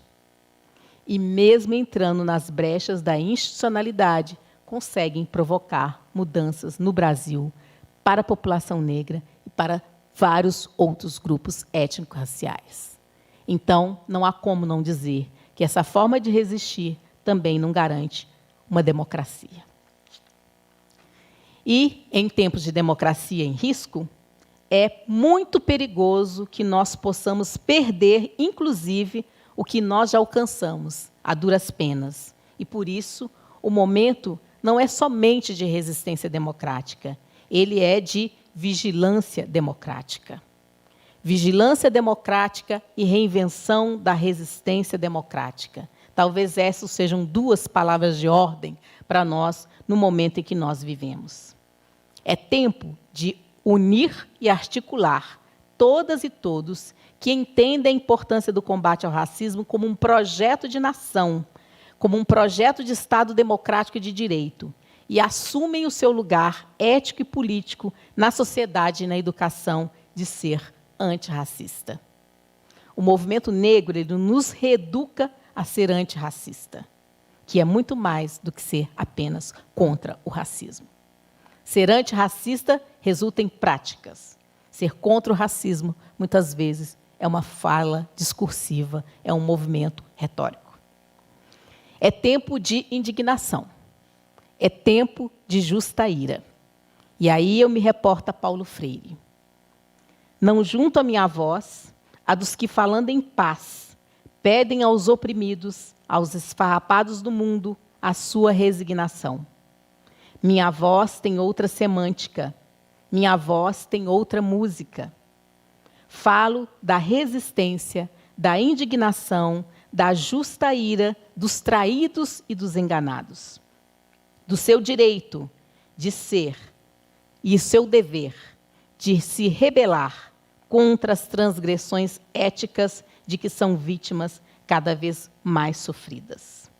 Por isso, o meu convite e o convite do movimento negro para entender a resistência democrática, somada aos ensinamentos de Paulo Freire, é que nós desempenhemos a nossa justa ira.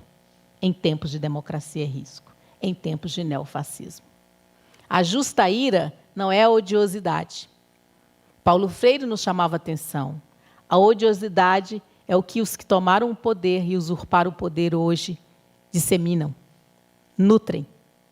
A justa ira conduz à ação, à reflexão, à resistência, a um trabalho coletivo e conjunto. E é isso que nós precisamos. É nos reenergizar juntos, sendo reeducados pelas lutas sociais, entendendo que as experiências sociais produzem conhecimento. E a educação é um espaço primordial para essa compreensão e para essa formação. Então, eu diria para vocês, pensando no tema dessa palestra, não desistamos. E deixo vocês com o ensinamento da minha mãe, de 90 anos, quando o golpe de 2016 aconteceu, alguns sabem disso, e eu ligo para ela chorando e falo: mãe, acho que acabou tudo agora. E ela fala comigo: Nilma, levanta daí, vai trabalhar. Resistência e luta é sinônimo do seu nome. E eu queria que vocês ficassem com isso essa noite. Movimento negro, resistência democrática e educação significa resistência e luta. E esse é o sinônimo do nosso nome. Muito obrigada.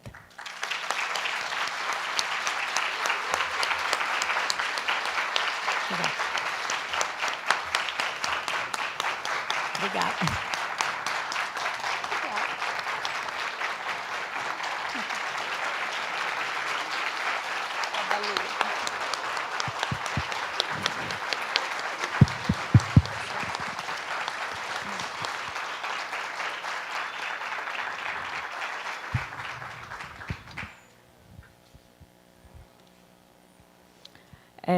Ao longo do último semestre, a gente abria a sessão de debates com uma pergunta que: como encaminhar essas resistências? Como enfrentar tudo que a gente vem enfrentando no começo desse ano?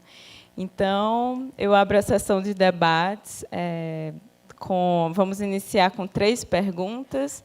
Vou pedir auxílio à equipe para me ajudar com o microfone. A Yolanda está ali já. Então, quem deseja fazer perguntas, eu peço apenas para que sejamos breves, para dar oportunidade para todo mundo falar. Enfim, é isso.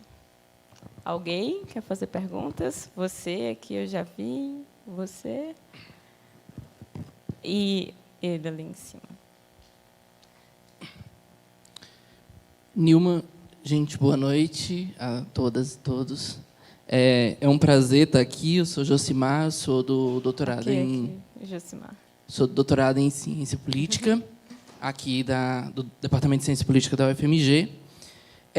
Uma questão que eu estava refletindo um pouco esses dias, e a sua fala também me provocou isso, porque você começa, de certa forma, trazendo uma revisão, não somente uma revisão da literatura, mas uma revisão de como essa literatura foi formada.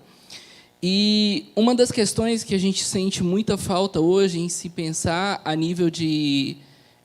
se teorizar a nível de movimentos sociais, é que, às vezes, falta uma epistemologia que não seja debaixo de uma lógica que foi formada as outras teorias. E aí, por exemplo, quando a gente vê que não só... Por exemplo, as autoras mais feministas, elas não estão trabalhando apenas com um trabalho de estudo de alguns casos ou de alguns estudos mais empíricos, mas estão fazendo um esforço no sentido de pensar uma teoria que dê conta de formar o que será produto científico nas futuras gerações. Pensar uma epistemologia de base que dê conta de reinterpretar essa realidade sobre outras bases, sobre outras fontes teóricas. E eu gostaria de saber, eu vejo que tem um esforço em seus trabalhos, desde 2012, da Sociedade de Educação, de um dossiê, no sentido de repensar essa teoria. Será que a teoria decolonial dá conta de nos entender? E eu penso isso não só a nível de Brasil, mas a nível de América Latina, por exemplo, que eu acho que a gente tem dinâmicas muito próximas, tanto no sentido dessas tradições democráticas, no sentido dessas resistências e dessas limitações, mas, assim, a teoria decolonial dá conta de responder, ou é possível pensar uma outra episteme para pensar as questões das desigualdades a nível da educação? É isso, obrigado.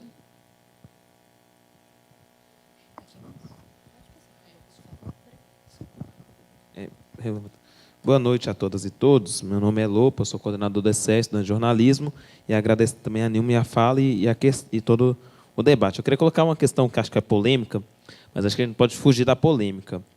Porque, ao mesmo tempo que no tempo do campo progressista no poder a gente teve avanço na educação, eu acho que a gente tem que ser um pouco mais sincero no sentido da justa ira, porque em algum momento fazer a justa ira era dito como campo fazer o jogo da direita, né? Colocar a justa ira contra os limites desse campo progressista por um tempo era dito como fazer o jogo da direita, que não se podia. Então, que se consiga colocar também quais foram os limites desse campo progressista lá, porque tivemos avanços verdadeiros, mas os limites vão ser colocados justamente para a gente poder entender a autocrítica do que aconteceu.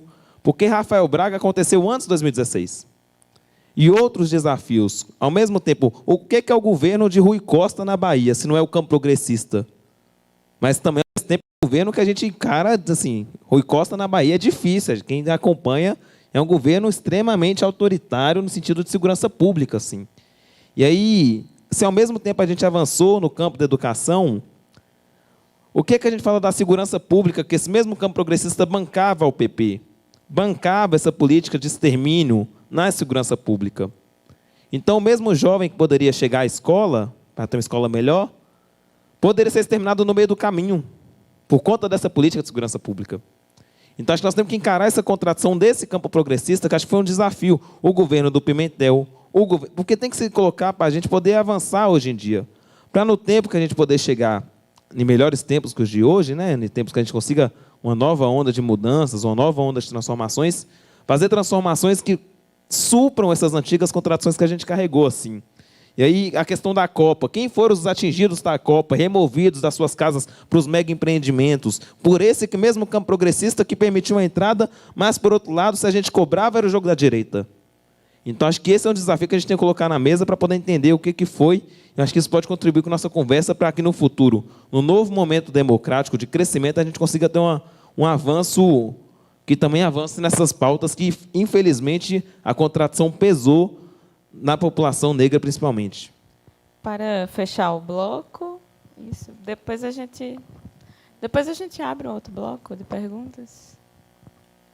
Boa noite, meu nome é Joatan, eu sou da Federal de Ouro Preto, e eu queria perguntar a Nilma como a gente faria para poder inserir verdadeiramente a história da educação dos negros nos currículos, da história da educação das universidades, tá? Porque o nosso currículo ainda é branco. E os professores dos nossos chamados manuais, eles ainda continuam perpetuando essa brancura. Então, como a gente faz para inserir essa história desse movimento negro nesses manuais que impacta diretamente na educação básica?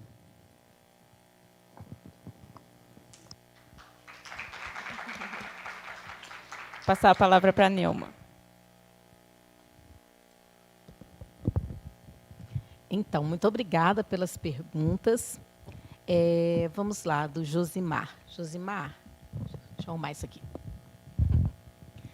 Josimar, eu acho, sim, que a gente está num momento de desafio de construir outras epistemologias. Acho que ainda não encontramos. Talvez a gente fique buscando uma que seja mais abrangente, mais geral. E eu aprendi com Boaventura que toda a teoria que se arvora a ser mais geral e universal, ela é arrogante. E acho que é por aí. Talvez o que nós vamos entender é que nós vamos construir muitas outras epistemologias e não uma única que dê conta da complexidade que é a nossa vida e a nossa realidade social. Eu acho que, no que diz respeito à questão racial, eu penso que isso é alguma coisa que eu estou investindo nos últimos tempos, nem a teoria decolonial sozinha ela dá conta. E acho que nem, por exemplo, as epistemologias do Sul dão conta sozinha. Eu acho que a gente tem que construir, no que diz respeito a um olhar sobre a questão do negro no Brasil. Eu fiz uma provocação num artigo do livro que alguém estava com ele, do Decolonialidade, que eu chamei de uma perspectiva negra afro-brasileira dentro da dimensão decolonial. Porque a decolonialidade ela nos ajuda a compreender as esferas do poder, os padrões de poder, não é isso? Do ser, do saber. Ajuda a gente a compreender a América Latina e a questão da América Latina e as opressões aqui que acontecem na América Latina.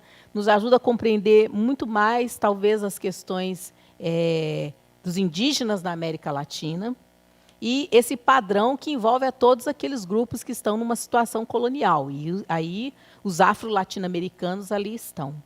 Mas tem uma especificidade do que é o racismo no Brasil e a vivência do racismo. E, ao mesmo tempo, as lutas negras e as lutas de resistências negras no Brasil, que eu acho que é uma teoria que nós temos que construir.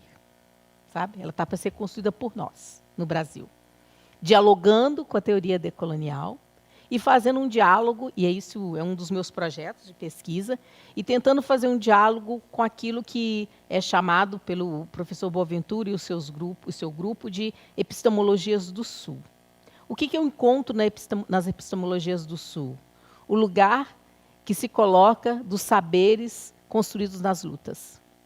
Se tem alguma coisa que eu tenho perseguido, é perceber que não só o movimento negro, mas os vários movimentos sociais, eles produzem, eles constroem, eles sistematizam saberes construídos nas lutas sociais. E esses saberes, muitas vezes, eles são não somente desconsiderados, mas eles são perdidos com as pessoas que produzem esses saberes. Por quê? Ou esses sujeitos não estão em lugares chamados lugares de conhecimento, ou esses sujeitos eles não são considerados como sujeitos de conhecimento. E o que eles produzem não é considerado como conhecimento. Então, o que eu tenho observado, por exemplo, é que há um resgate e uma organização de vários livros que têm surgido agora, com textos, por exemplo, de ativistas e ativistas, homens e mulheres, né, negros e negras, da década de 50, da década de 60, que estão sendo organizados como coletâneas, para que, por exemplo, a juventude hoje possa ler esses textos e conhecer a produção desses autores e dessas autoras. Eu acho que isso é você entrar nesse campo epistemológico, trazendo essas reflexões sobre o Brasil, sobre a educação, sobre o trabalho, sobre a saúde, que esses sujeitos já faziam, articulados com o combate ao racismo, e que, na grande maioria, são desconhecidos por nós. Uma outra questão também é o resgate, mais do que as histórias de vida, mas é o resgate das vivências de uma série de ativistas ou não ativistas, negros e negras, que têm nas suas histórias de resistência, que tem nas suas histórias, nas suas experiências, produção de conhecimento, e que a gente traga essa dimensão para compreender uma outra forma de conhecer, de produzir esse conhecimento. Por que eu digo isso? Porque, muitas vezes, nós vamos a campo com um questionário pré-estabelecido e aplicamos esses questionários e essas perguntas e deixamos escapar muito daquilo que essas pessoas gostariam de fato de narrar.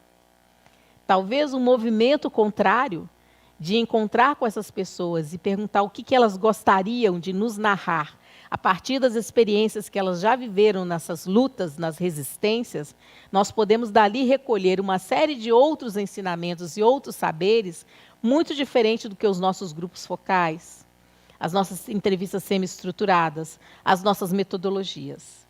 Então, eu diria que, para a gente construir essas outras epistemologias, nós também vamos precisar de construir outros caminhos metodológicos não convencionais que nos ajudem a chegar de perto desses sujeitos e, de fato, recolher o que esses sujeitos podem trazer para nós, estabelecendo um diálogo com a teoria, seja ela educacional, sociológica, etc., com as quais nós usamos.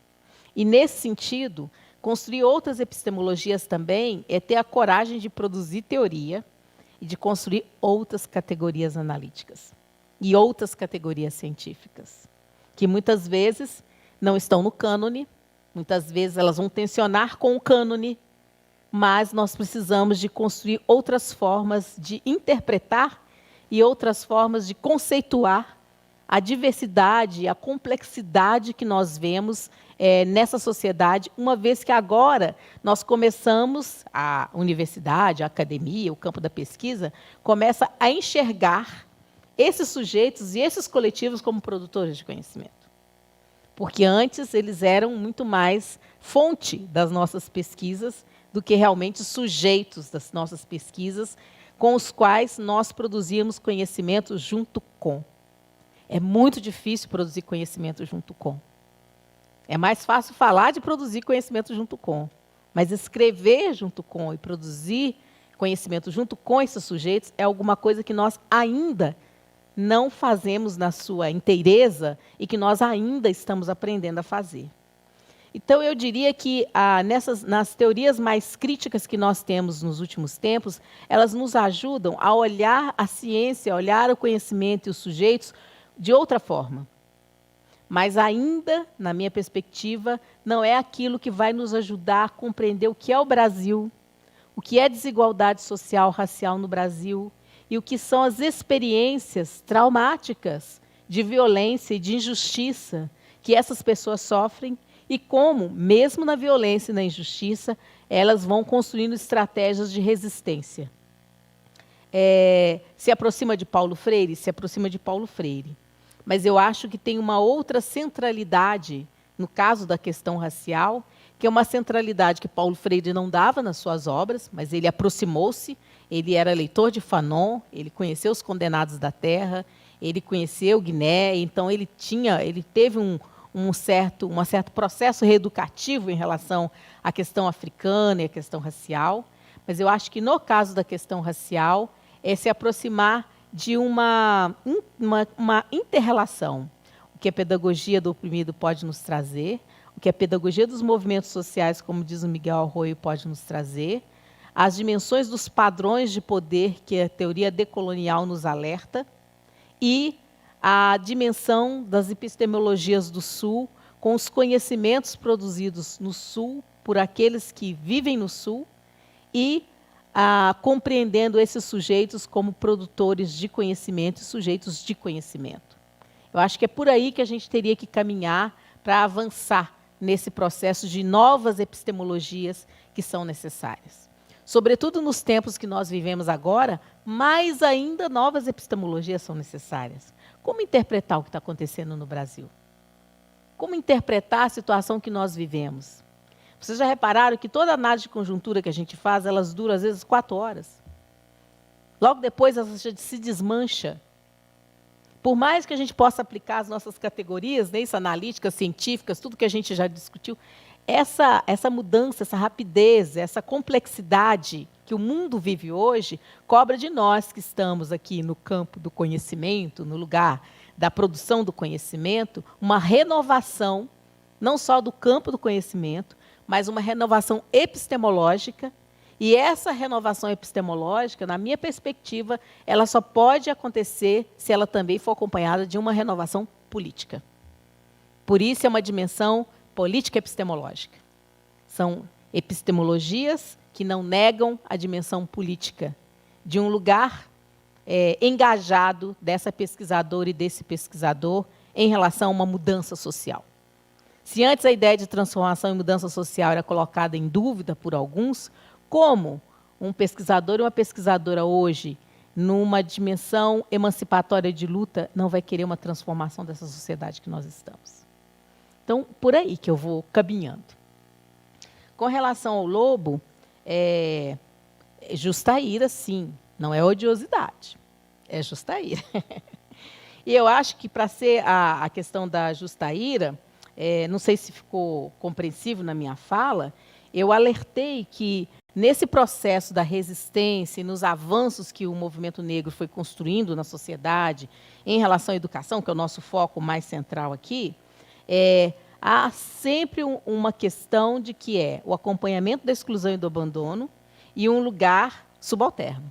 Mesmo quando chega e quando chegou em determinados espaços de poder e decisão, não eram espaços hegemônicos. E essa aí eu acho que não é uma contradição. Eu acho que isso é explicitação do que é racismo institucional, somado com desigualdade social, com desigualdade racial e econômica. É isso. Pensar a política no Brasil, pensar os partidos e o campo da esquerda no Brasil, é entender que essa estrutura profunda nos acompanha. E que aí... Acho que de nada vale um radicalismo que nega tudo e que não leva ninguém junto, que não luta por essas potentes possibilidades do presente, mesmo assim vendo um futuro de ruptura com as estruturas. Mas como construir um posicionamento assim que eduque também sobre esses limites essencialmente, porque eu acho que é mais importante superar eles do que se aprender na diferença que a gente pode produzir com o que já tem hoje, estruturalmente. Eu não sei se ficou muito viagem, mas na minha cabeça estava mais assim. Só posso fazer um convite rápido? É que está tendo, falando em movimento negro, está tendo a recepção negra aí, né, ao longo dessa semana, e ela vai fechar amanhã com um debate sobre permanência e acesso à universidade, acesso e permanência negra à universidade pública, às 11 horas, no auditório do GC. E à noite tem uma confraternização, né, lá na SUFENG. Convido todo mundo aí, inclusive, a convidar mais pessoas, mas também está presente aí. Nilma também já está convidada, vou reforçar. Mesmo às 19 horas o encerramento lá na SUFENG. Mesmo não podendo estar, é importante deixar o quanto a gente aprecia.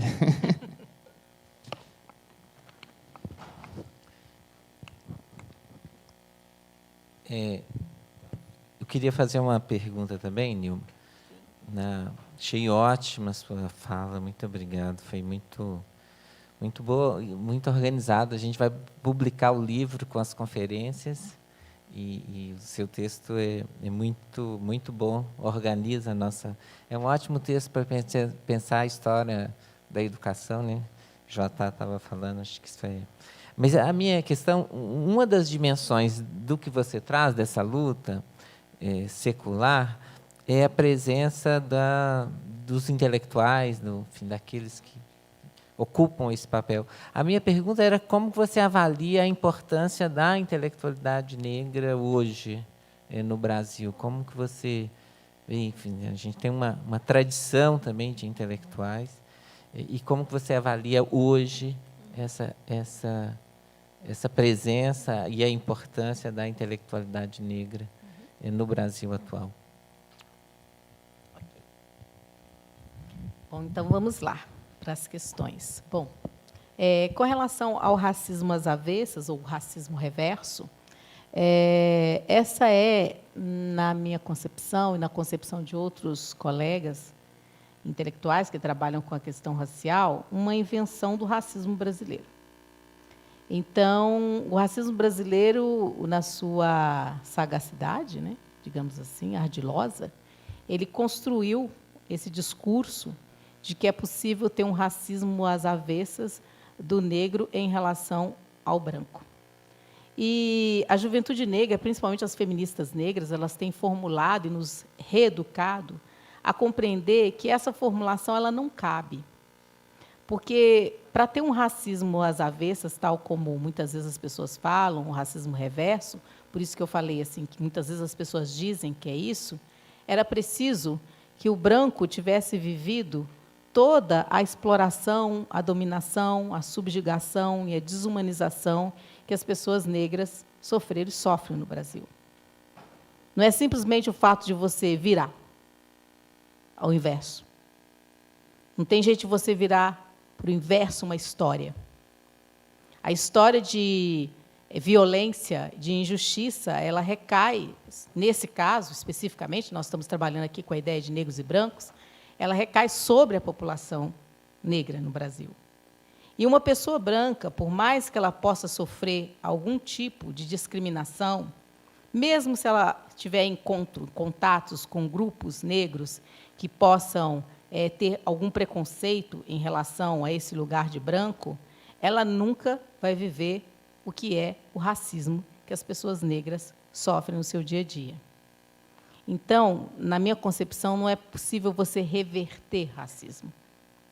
Quem sofre nesse polo da luta e da tensão racial ou racismo são as pessoas cuja corporeidade, cuja inscrição corpórea na sua pele, nas suas características físicas, remetem a uma ancestralidade negra e africana, que o racismo no Brasil ele transformou.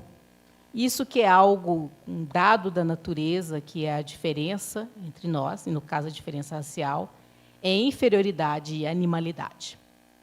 E isso as pessoas brancas não conseguem viver. Oi.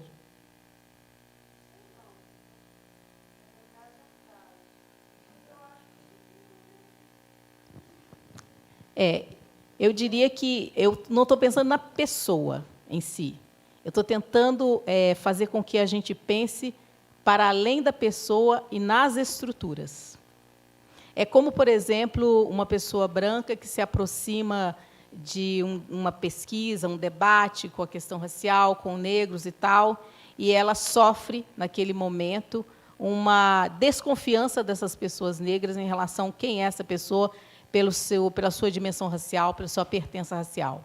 E eu sempre explico isso para as minhas alunas brancas que querem trabalhar com a questão racial, de que, primeiro, o antirracismo ele tem que fazer com que alargue o nosso campo da compreensão para além da minha experiência individual. E de que, muitas vezes, aquilo que a pessoa sofre, num primeiro momento, uma pessoa branca, antirracista, crítica, que chega e encontra uma reação, que pode ser uma reação de dureza, de aversão, etc., de pessoas negras, até ela conseguir mostrar que ela, de fato, é uma pessoa antirracista, não tem a ver com a pessoa dela em si, mas com uma estrutura de violência, de dominação, de condição que negros e brancos vivem no Brasil e que vai para além da nossa experiência individual.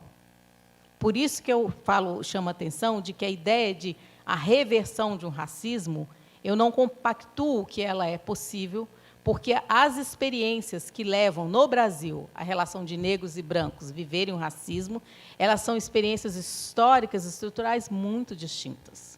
Agora, experiências de preconceito racial, que brancos possam ter sofrido quando chegaram em polos negros, etc., etc., isso até é possível. Mas a experiência do racismo enquanto um fenômeno que nos coloca em polo de superioridade e inferioridade, isso nós, negros, infelizmente, vivemos.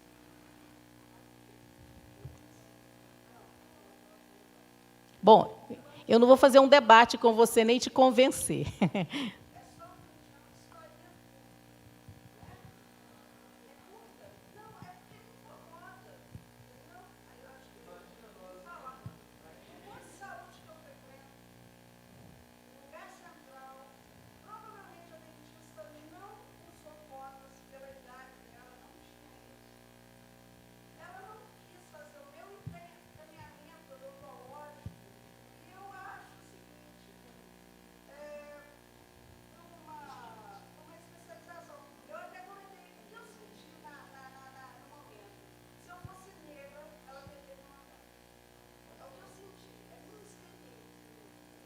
Por isso que eu estou te falando. Eu não posso julgar ou debater a sua experiência. Mas, quando eu falo do racismo reverso, eu estou falando muito mais do que a experiência que as pessoas vivem, mas eu estou falando de uma estrutura de poder, de uma estrutura de dominação, que, por mais que você possa viver experiências como essa e interpretá-las como essa, eu não diria que essa experiência pode ser chamada de racismo reverso. Uma vez que eu penso que esse tipo de conceito, sei lá, que posso chamar de conceito, essa expressão que foi cunhada na sociedade brasileira, ela é uma expressão que foi cunhada no contexto do próprio racismo brasileiro, como uma forma, inclusive, de desmobilizar a luta racial. Então, é isso que eu penso. Bom, em relação à questão da sala de aula como resistência, Leci, o que eu poderia dizer? Eu penso que, levando em consideração, quando eu comecei a trabalhar na educação básica, com meus 17 anos, e as crianças com as quais eu trabalhei naquela época, e o tipo de mulher negra que eu era naquele momento, num processo de construção identitária, quando as crianças com as quais você trabalha veem você entrar na sala com a sua corporeidade, com a sua estética, você, ali naquele momento, já está contribuindo para uma reeducação e uma resistência democrática daquelas crianças.